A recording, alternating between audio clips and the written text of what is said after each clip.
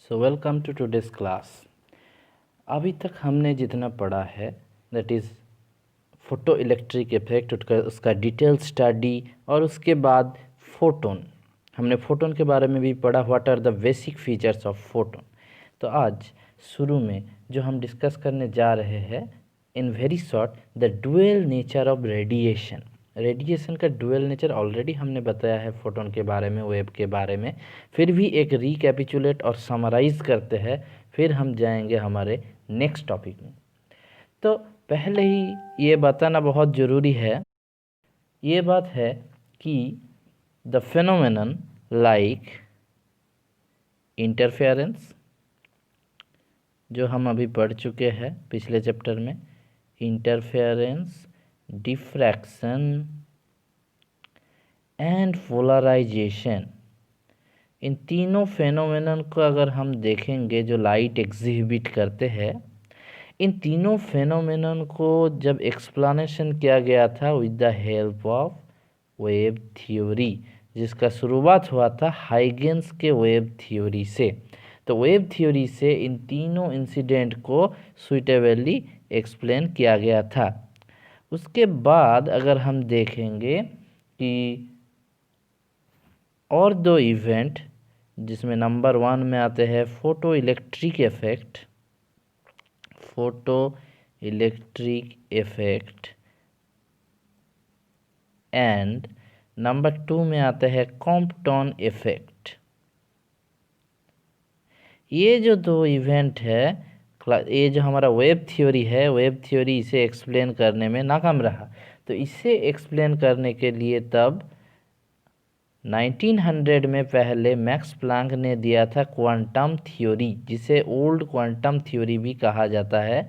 ये quantum theory actually हमारा जो साइंटिस्ट है मैक्स प्लैंक, उन्होंने इसीलिए दिया था क्वांटम थ्योरी कि ब्लैक बॉडी रेडिएशन को एक्सप्लेन करने के लिए। पर उसके बाद 1905 में आइंस्टाइन, सर एल्बर्ट आइंस्टाइन ने इसी क्वांटम थ्योरी की मदद से फोटो इलेक्ट्रिक इफेक्ट को एक्सप्लेन किया। पर एक बात बहुत ही गौर करने वाला है कि उस टाइम हमारा साइंटिफिक कम्युनिटी इस तरह का जो थ्योरी, जो नया क्रिएटिव थ्योरी था, इसे एक्सेप्ट करने के लिए रेडी नहीं था। फिर 1923 में जब कॉम्पटन इफेक्ट एक्सपेरिमेंटली प्रूव हुआ, तब उन लोग ये थ्योरी एक्सेप्ट किया। ये थ्योरी एक्सेप्ट करने के बाद और भी प्रॉब्लम हो गया। प्रॉब्लम ये हुआ तो कन्फ्यूजन आ गया, लाइट का नेचर असल में है क्या, ये वेव है या ये क्वांटम मीन्स पार्टिकल है। लाइट इज़ वेव और पार्टिकल।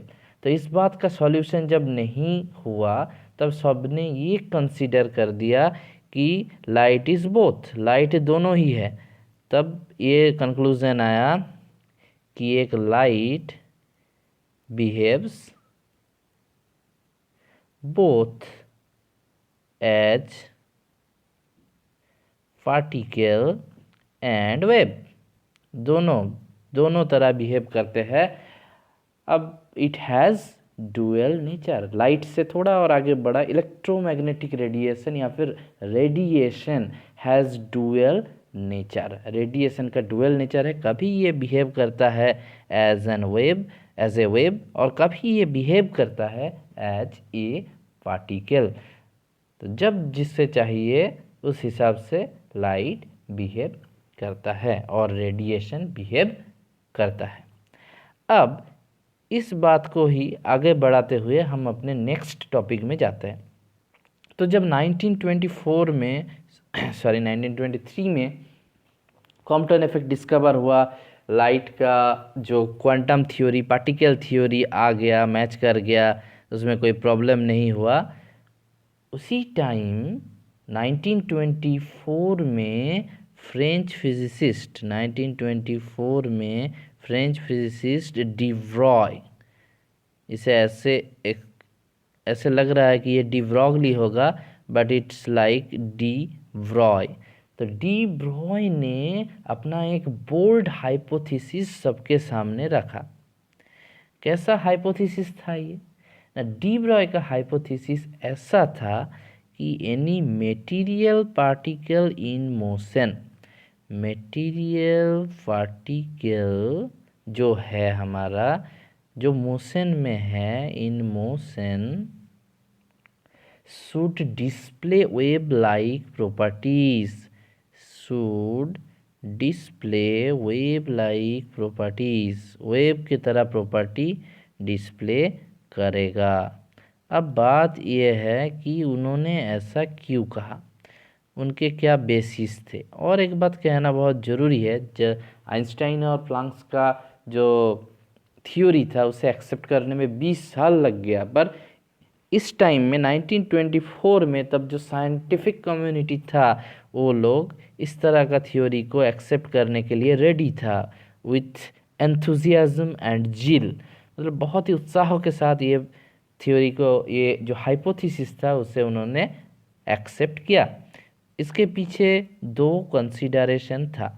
नंबर 1 कंसीडरेशन ये था कि पूरे फिजिकल जो यूनिवर्स है वहाँ पे दो ही ऐसा फिजिकल क्वांटिटी है जो सब कुछ को गवर्न करके रखा है, मतलब कोई भी फॉर्म हो, इन दोनों में से कोई एक फिजिकल क्वांटिटी से हम उससे एक्सप्रेस कर सकते हैं, आइदर तो वो मास है या फिर एनर्जी है। और वहाँ पे हमें आइंस्टाइन का मास एनर्जी रिलेशनशिप भी मिला। उसके बाद E=mc², मतलब हम ये कह सकते हैं energy and mass both are equivalent.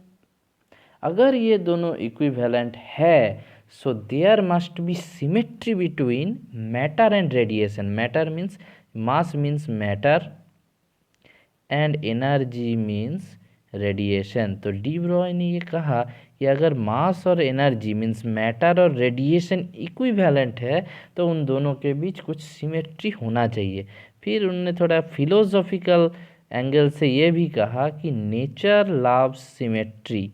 उन्होंने कहा कि नेचर लव्स सिमेट्री, नेचर को सिमेट्री पसंद है। तो इसका मतलब क्या, इसका मतलब ये है कि अगर इलेक्ट्रोमैग्नेटिक रेडिएशन या फिर रेडिएशन अपना डुअल नेचर दिखा सकते हैं तो मैटर भी अपना डुअल नेचर दिखाएगा। उन्होंने बताया कि matter also has dual nature, matter also exhibit show करेगा, दिखाएगा अपना डुअल नेचर। जिसका अगर सिंप्लीफाई करें इसका मतलब, तो इसका मतलब ये होता है कि electron proton they are not only behave like mass point, वो सिर्फ मास पॉइंट ही नहीं, उसका वेव भी होगा, उसका वेव नेचर भी होगा।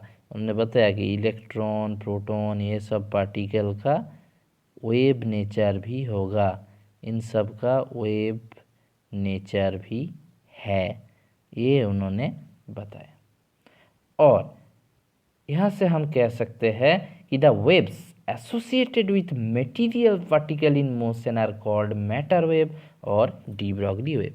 तो ये जो इलेक्ट्रॉन प्रोटॉन के साथ जो रिलेटेड वेव था उसे हम कहेंगे क्या, उसे हम कहेंगे मैटर वेव। ओके, उसे हम कहेंगे मैटर वेव।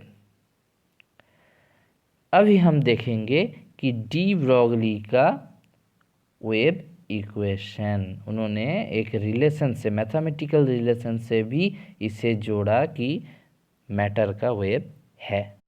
तो डी ब्रॉगली का वेव इक्वेशन के शुरुआत में हम कंसीडर कर लेते हैं हमारा जो रेडिएशन था, रेडिएशन के बारे में कंसीडर कर लेते हैं। रेडिएशन है, उसका फ्रीक्वेंसी है न्यू।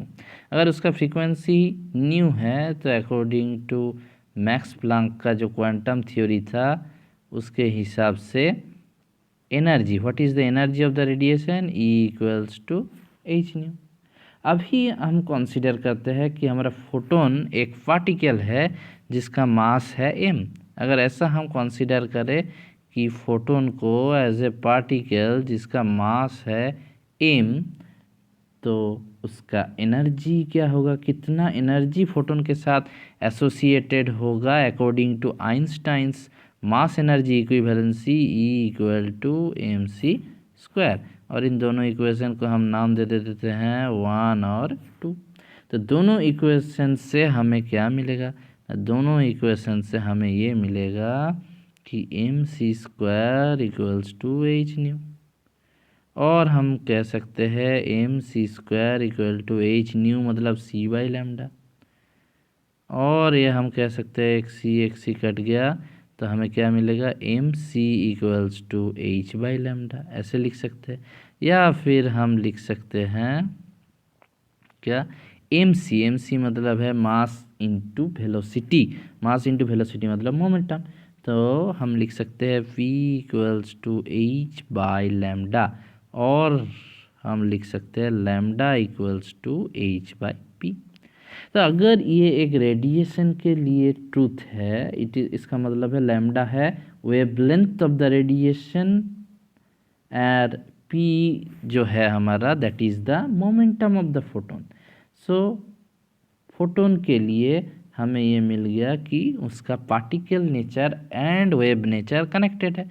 डी ब्रॉगली ने यहाँ पे, डी ब्रॉय ने यहाँ पे कहा कि दिस रिलेशन, ये जो रिलेशन है, this relation is also true for material particle like electron, proton, neutron.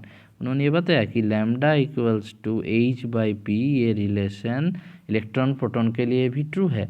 तो सोचो अगर एक इलेक्ट्रॉन के बारे में ही अगर हम कंसीडर करें, इलेक्ट्रॉन का मास m है और उसका वेलोसिटी किसी टाइम v है, तो हम लिख सकते हैं क्या कि लैम्डा इक्वल्स टू h/mv, और यहाँ पे ये जो mv है ये है हमारा क्या? नहीं, ये है हमारा मैटर का कैरेक्टरिस्टिक्स, और लैम्डा है जो रेडिएशन का कैरेक्टरिस्टिक्स।